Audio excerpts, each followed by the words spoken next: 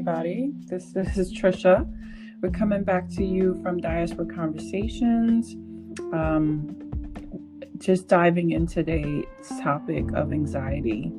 And we thought it was important to talk about anxiety because given what we're facing in the world, that phrase, I'm suffering from anxiety, has become more of a normal sort of conversation that people are having. So we thought it would be important to talk about what anxiety looks like, some of the symptoms, and some best ways to deal in this specific time, and bring on a special guest that can share what she's been doing to sort of stay less anxious through this time. So if I'm just going to speak from just a little bit about my experience right now, I think I found myself more anxious than anything. And I think it's normal for us to be feeling like this, since this is why there's a lot going on in the world with Black people. And we're both Black, so it's an anxious time, even when you go out, step outside your door. And I think it's more anxiety driven more than ever in this time right now. So yeah, we just thought it was important for us to dive into that. Sheila? Yes. Hi, everyone. This is Sheila, the partner with Patricia in regards to Diaspora Conversations. As Trisha stated, it is really important that we start having these conversations in regards to anxiety. Just given everything that has transpired over the last few weeks, has been going on for a while. And anxiety is something that we often hear that a lot of people deal with. And so, initially when we started Diaspora Conversation on Instagram, we actually did talk about anxiety. We went into identify what anxiety was, what are the different types of anxiety, and what are some signs and symptoms that people can look for in regards to anxiety. And so we want to continue with that piece on here as well. And we had our guest speaker Akua come on when we were on Instagram, and she has such a powerful story to share in regards to her experience with anxiety and how she managed, and when things even transpired, or when things happened, I should say, that she, really was like struggling with it and didn't know what to do and how to do it and how to go about it. And so, in these times of everything with COVID, with, police brutality, systematic racism, and, everything that is going on, we just wanted to bring her on again today and just have her share with us how she's dealing, how she's coping, and as Trisha said, I think everybody's experiencing some sense of like anxiety. Some people are able to manage, some people are not necessarily able to manage. And so what are some things that we can do for ourselves to manage when we're, at that point where we feel that we're overwhelmed or stressed and, we're out of control and we can't really deal with it. So, one of the things that we talk about when it comes to anxiety is that, we all experience stress in our lives, right? We feel anxious when we're faced with different problems. It can be at home, it can be at work, and it can be school, anxiety. We have kids that have school, phobias and anxieties and whatnot. And, a lot of times we're able to manage those things. We put certain strategies in place that helps us to deal. Some people might organize themselves at work, structure their time and whatnot, and be able to deal with that.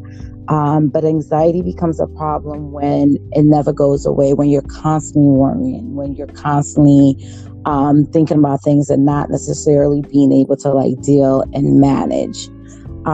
So Trish, I don't know if you want to talk a little bit more. I wanted just to highlight some of the symptoms really quickly. Anxiety comes with the feeling of nervousness, restlessness, having a sense of impending danger, panic, increased heart rate, breathing rapidly, sweating, trembling, feeling weak or tired, sometimes trouble concentrating. And those are some general feelings that your body sort of goes through when you're experiencing anxiety. I know most people would say like my heart, having a lot of heart palpitation or chest pain. Some people experience things like that. So those are just kind of general symptoms that somebody can be facing when they're having an anxiety attack. And even like with sleep, right? Yeah. As far as like sleep problems, some people might have difficulty falling asleep, staying asleep. Those are all, part of that, symptoms as well that, Trisha spoke about. Yeah, and I think that one of the first signs is like this excessive or like intrusive worrying about something, right? You just constantly excessively obsess over things sometimes, and you can have some agitation included with that, some fatigue, some real irritabilities. I mean, and like Sheila said, trouble sleeping. So that's a lot. Yes. For your body or your mind to just go to be dealing with. But I think that we have some good coping mechanisms that we can deal with that. So we would love for Akua to share how she's been dealing with in this pandemic right now, because who to speak to that than someone that is actually, this is a very real situation for her. And yeah, I think. So we're going to actually transition right now and bring Akua on. So please stay tuned for her story, because she's so impactful. She's so strong. And just what she has to share will speak so much volume and help to, shed some light in regards to, anxiety and what are some coping strategies. Oh. Hi. Hi, Akua. How are you? I'm good. How are you? I'm well. Good. Well, we want to welcome you and thank you so much for joining Diaspora Conversations.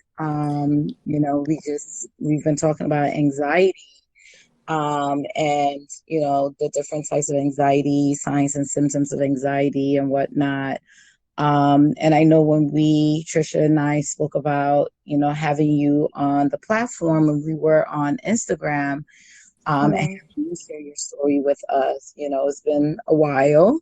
So, we wanted to have you be part of this discussion, and especially given these difficult times. So we just wanted to have you back, and we want to welcome you back to Diaspora Conversations. Thank you. You're welcome. So we want to just kind of dive in, because we initially started talking a little bit about anxiety and some of the symptoms. And so in the last 3 months, we've all been living in sort of like a nightmare that we can't wake up from. But specifically, we want you to just speak to how you have been dealing for the last 3 months with your anxiety, and what are some of the, I guess the coping mechanisms that you've used, or maybe you haven't used any, to get yourself through the last 3 months of just, this unnormal situation that we're in right now. Okay. To be honest, it's been I'm in Jersey now, so I think being around family has helped.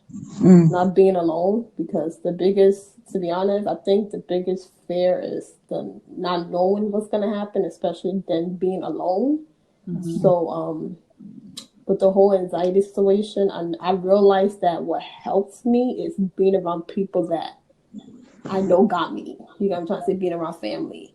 So even if something is, I'm about to catch an anxiety attack, I've noticed that when I'm alone, my reaction to it or me handling it is different from when I'm around family. It's like it's coming, but I'm able to catch on, and I'm able to control myself from getting the actual attack, because with anxiety, there's a pre-attack, and then there's the actual attack. To me, there's the feeling known is coming, and then it actually coming, and then of course dealing with it for it to go away. So I realized that being around family was helpful. So thank God I'm working from home. So when my company told me I could work from home, I just packed up my stuff. Packed up my stuff and I came to Jersey. So that's basically it. And I truly try not to watch the news too much. That's the most thing. I just get information from either my mom, who's always watching it, or like, through work, because they're always giving us updates on what's going on. I try to stay away from the news and reading. I thought I wasn't a reader, but I've been reading a lot.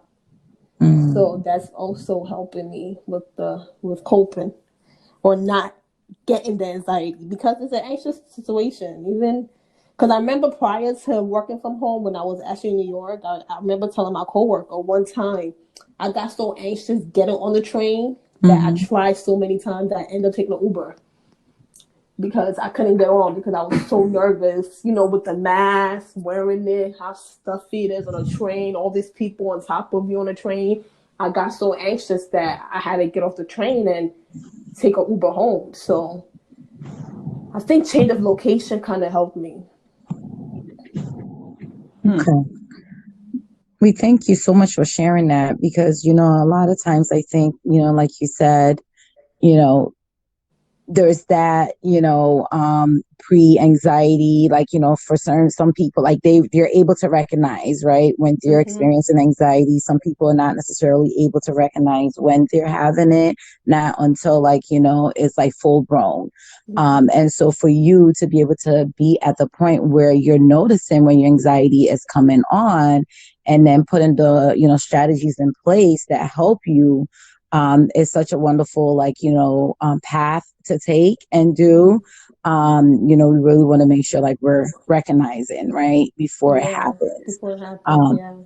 And, talking about the family is really important, that you have a support system, that is helpful to you, that works with you, that understands where you're coming from, within the African community. Like a lot of times, like, we don't talk about these things. A lot of families don't necessarily understand if someone comes to them and say that they have anxiety. And so to be able to have your family who is able to, understand and share in your journey is like, is really important and helpful. What are some things? Go ahead, Trish. No. I was gonna say, for people that don't know what an anxiety attack looks like, when at the onset of it, when it's coming on, can you just speak a little bit to that? Like, where are you, I guess, mentally when you feel the attack coming on? Like, can you name and some of the symptoms that are happening? Because it's important for us to know that, so that people, because you now know, because you've been dealing with it for so long, okay, this is how I control this. But for someone that's like feeling this for the very first time, can you just speak to, what does that look like? Okay, well, when I'm starting to experience it, is a numbness feeling in the beginning. Like, especially with me, most of the time I experience it like when I'm on the trains, when I'm in, when I'm in an environment where my mind is telling me, if you can't get out, something's going to happen. So with that being said, most of the time I start feeling numb in my body, like my whole legs get numb, then my heart start beating. Even though I'm breathing fine, my mind is telling me you're not breathing fine. So that causes a problem. My heart starts, going on a fast pace, and then I start to like hyperventilate. And then you literally, like in the beginning now, because I can control it, but sometimes it does happen before I can actually control everything happening.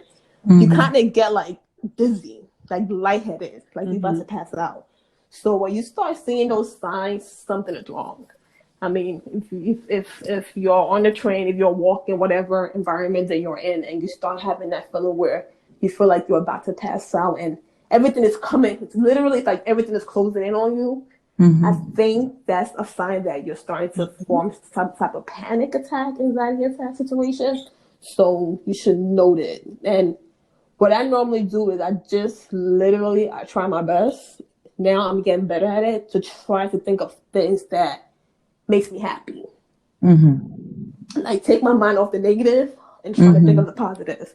So even I've had anxiety attacks in my room, in my bed. You'd be surprised. Laying down, relaxing, boom, I start feeling that way. I get up, I do start praying in the beginning. Yes, I do pray. You know, I just want to commit myself to the Lord. So I do pray. And then I just start doing things around the house that would keep my mind off of it. And if it doesn't help, then I start calling people that I know. Sometimes I'll call Trisha, I'll call my sisters. You know, parents, when you call them, they get a little panicky. So I try not to call my parents unless I really have to. But you have to know the people around you that give you that comfort. And that's who you reach out to, because just speaking to them sometimes takes your mind off the actual anxiety. Because I'm not going to lie to you, I've had an anxiety attack once. I had braids in my hair, and I took my braids out. I started taking my braids out. When the attack went away, I'm looking at myself like, what did I just do? So it passes by so quick that you make an irrational decision that you might, look at something like you're crazy, but you're not. You just have to really try to control when it's coming and how it comes, so you'll be able to control how to control it. It's mind over matter. Like your mind is the one dealing with the situation, so you have to gain access to your mind and start controlling your mind. Like, no, anxiety, go away. I'm not gonna let you come. You literally have to speak to yourself to know that. Like you have to, like you speak to yourself. Like, no, anxiety, go. Like, I don't want this anxiety, so I'm not going to entertain it. So you literally have to position yourself not in a comfortable zone, but in a more active working zone. To me. Yeah. I mean, it's good that you say you have to kind of talk to yourself, because I think some of the things that I've read, or even in the profession, have told people is find a mantra, find something, some positive affirmations that you can say in the moment that will help you. Like, this is not real. What I'm experiencing is not real. I am okay. I am well. I can do this, right? And this repeating is sometimes helps you remember, like, and kind of bring you back to yourself. Like, okay, this is not actually happening. This is actually just happening in my mind. So yeah, it's a good point. And to add to that, like what you're saying, I know like there's different types of treatments out there. And, one of the things that when we start thinking about, the positive affirmations and self-talk, we think about like cognitive behavior therapy, right? So really trying to like, think differently, because when you think differently, you behave differently. It helps to like reduce the way that, your anxiety, like, produces like the fears, the things that are causing you to feel, scared and whatnot. And a lot of people like that will work for them, and some people like that might not necessarily work for them. What is your take in regards to like people that might not be able to like just use therapy, but also have to go the route of like seeking medication, as a form of way to help them to cope? I mean, if you have to go on medication, go on medication. Because in my earlier stages of anxiety, when I started developing it, I was about to say earlier, it's easier said than done. So I'm saying this as, sorry to say, I'm not like anxiety pro. I think I've been through all the phases that now I know how to kind of control it and not take the medication. But in the beginning, I had to go on medication because I couldn't control my mind. I couldn't control the fear. I couldn't control the anxiety. It was more controlling me. So if you have to go on medication, take it. But just, take it with the direction that your doctor gave you. Don't depend on it. Take and then gradually work on, find hobbies, find things that excite you. If you have to shop, hey, every paycheck, put some money to the shop. Do something that, find things that will help you not depend on the medication.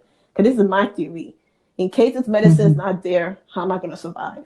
So you have to think in that nature and find other ways to, because these medications, yes, they're good, but it also causes other side effects to certain things. So depression comes in. So even if the medicine is helping the anxiety, how are you going to control the depression? So you have to balance out, and then also just start with the medication, like I said, if you have to, and then gradually find things that will take your mind off of it and find more therapeutic ways that will make you go through the anxiety phase more easily, to me. Because to be honest, I'm not gonna lie, I haven't been on the medication for that long. I stopped taking it for a while. I've really taken like when I really, really have to, and even that I try not to take it. I just work my way out of it. Yeah. And thank you so much for sharing that, because, like you said, people have different ways that, they can cope with, and finding, what works for you is like the most important and critical thing that you can do for yourself, right? Whether it's exercising, whether it is, having a support system, and to be able to do it, and, the medication, some people find that that's helpful, but as you said, taking it and following the guidelines of what, your doctor recommends as far as, that medication, and not having to be something that is overly like used or abused, because that in itself can cause other issues as well. Yeah. No, and I mean, it's just, and also it's important for people to hear that, that you need to see your doctor. Like once you are experiencing this and it's more than usual, right? It's happening more frequently, then yeah, definitely seek medical attention. And the good thing with anxiety is that your regular PMD will be able to see it, acknowledge it, and even treat it before you need to even get to see like a psychiatrist. Yeah. So that's the good thing about anxiety. I think it's so common enough that, at least PMDs are comfortable identifying what it is and being able to give like, just a start off med to kind of keep people from, just less symptomatic. So that's the good thing about it. And it's just become so much more common nowadays. And so, I'm glad that you're speaking about it and you're speaking up about, what you've had to go through, and even in this time of, being closed off and being home. And, I was reading something the other day that there were, and this is something the news is not publicizing, how many kids are committing suicide because of the social isolation, because of this, they're anxious and they don't know how to deal. And so it's I got to commend you for finding the balance and, figuring it out through these difficult times and months, because there are people that don't know how to cope, or there were families that didn't know how to help with their kids. And it was so sad when I was reading the article. I was like, wow, it's like, yes, we were faced with this big challenge of a disruption, I should say, to our entire life, but there's ways of coping. And I'm saying to myself, like, wow, these kids probably just didn't have the mechanisms or there was, to cope with what was happening. And they thought that ending their life was the choice. But yeah, it's so serious. It's such a serious thing. So that's great that you've been managing well. You've been around your family. And when you was talking about being around your family, I was just thinking about what about those that don't have family, right? So it's like you have a great support system, and that's amazing. But I also know, like, there's colleagues of mine that I sit on Zoom calls with, and they talk about the loneliness, and they talk about feeling anxious in their own thoughts, and not having a system of support. So it's like, how do you help yourself in that moment, when you don't have that? And there's a lot of people out there like that. And that's where the anxiety kicks in, because as you know, I'm in New York by myself, and sometimes I'm like, oh my God, before I get an anxiety attack, my parents live all the way like almost 2 hours away, with my dad driving probably 3 hours away. So if you do tend to feel that way when you are alone, but I think that for those people who are alone, try to make your home and make your home an environment that you feel comfortable in. If you live in an apartment, you have to make like you live in a mansion. Go ahead, because that's your comfort zone. So make it how you want it to be. If you have, like I keep saying, you have to go all out. Go all out, because with this anxiety, your mind has to be comfortable in this environment. When your mind don't get comfortable in this environment, once you think of anything that will trigger anxiety, even looking around your home might make you want to run out. You get, you get what I'm trying to say. So you have to make also your home a comfortable environment for yourself. So if you're in a situation where you feel like that environment that you're in is not a welcoming environment, get out of it. Because I mean, at one point I had dark curtains, dark furniture. I had to lighten up my environment. One thing my doctor told me when I went through the episodes really bad and he took me out for almost 3 months, when he said, when you're going back home, change everything around. Don't leave it the way it is. Change everything around, because even though you're still in the same place, make it a new environment. And I think that also helps. When we're always used to the same thing, we tend to get afraid of it because you're looking at the same four walls. So it tends to be something that you don't feel exciting going into anymore, because it's the same thing you've seen for the past 3 years, same thing you've seen for the past 4 years. And to be honest, go out. I don't like going out, but once in a while, go out. Somebody invites you to go out. People suffer anxiety. That's our problem. We're so used to always being closed in. And now that our mind is telling us you're closed in, it's a problem for us. So open, explore. If your anxiety is anxiety that you could travel. Mine, a plane. Once I even think about somebody being on a plane, I get anxious for them. So I find other ways to enjoy myself, to have fun. So you have to know yourself. You have to think about it as life is too short. So enjoy it while it's there. Don't always think, and don't be serious. I think that was also my problem. I was always serious about everything. So when things didn't go the way I wanted to go, it was a problem. So you have to change yourself. Truly, to lighten up. Yeah, you really do. Because with anxiety, because it's a mental, whether I want to accept it or not, it is a mental condition. You have to mentally change how you think about everything. Work, family, friends, whatever. Live life as it is. Don't think too much about tomorrow, because if you think too much about tomorrow, you might be afraid what tomorrow might hold for you. So right. And you said something in regards to, like, going out and being around other people. And so, one of the things too that I wanted to, raise was, like, maybe some people don't necessarily have, like, a close knit, group of friends that they might, have to go out with, but there's also other support, groups out there, that people have in place, that people can join, that people can use to help themselves, and, I think it's really important that people seek those type of, like, support groups as well, as a way to help them to deal, to manage, sharing different ideas, different techniques and whatnot, is really critical and is really important.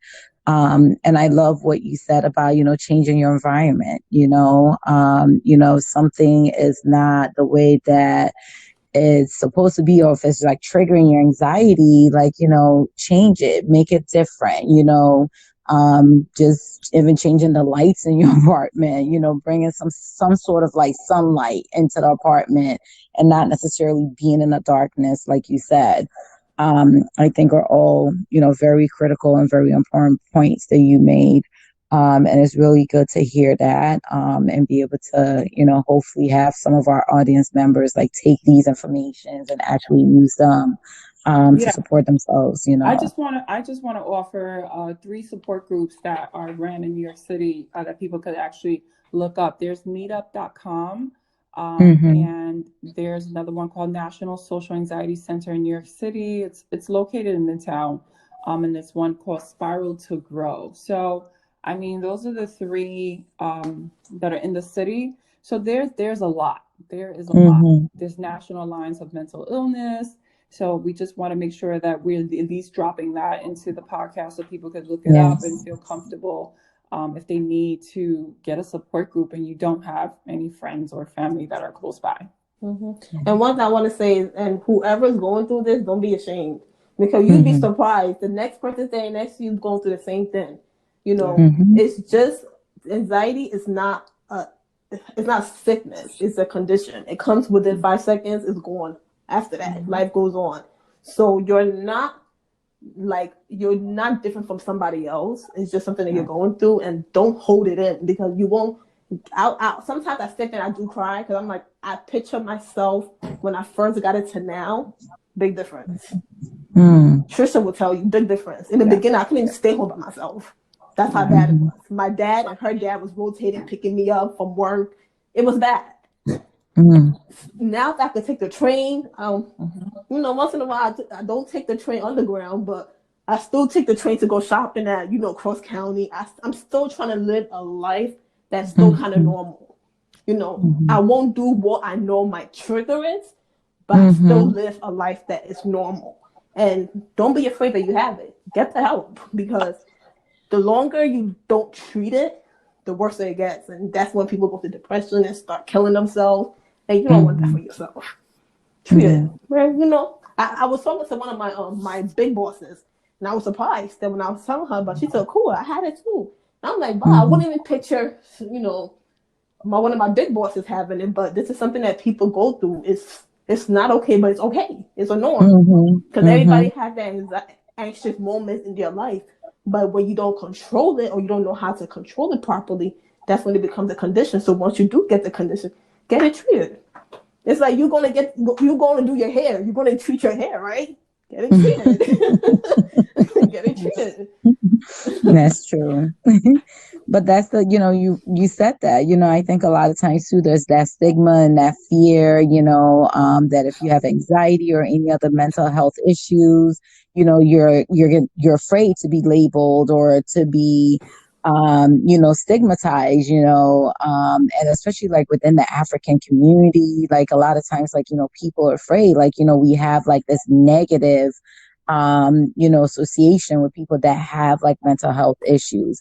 So it's really important that, like you said, don't be ashamed. Don't be afraid. You're not alone. Like you're not the only one that's going through this. And so people need to understand that. And I think that's why it's so important